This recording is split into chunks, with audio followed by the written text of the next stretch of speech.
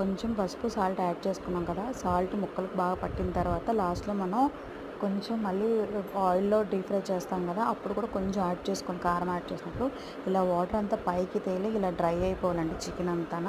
ఇది డ్రై అయిన తర్వాత మళ్ళీ వేరే కళాయిలోకి ఆయిల్ అంతా ఎక్కువ ఆయిల్ యాడ్ చేసుకోవాలి. పచ్చడికి ఎక్కువ ఆయిల్ యాడ్ అవుతుంది కంపల్సరీ. దీనంతా పక్కకి తీసి పెట్టుకున్నాక మళ్ళీ ఇంకో కళాయిలో ఆయిల్ ఎక్కువ పోసుకొని ఈ చికెన్ని రెడ్ కలర్ వచ్చేటంత వరకు, అంటే మాడిపోకుండా దగ్గరుండి అలా ఫ్రై చేస్తూ ఉండాలి.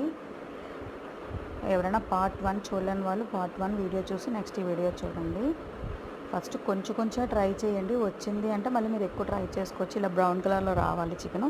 వచ్చిన తర్వాత అల్లం వెల్లుల్లి పేస్ట్ ఒక 2-3 స్పూన్స్ యాడ్ చేసుకోండి.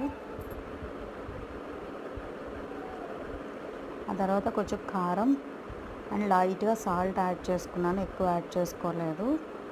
నెక్స్ట్ పార్ట్ 3 వస్తుంది చూడండి.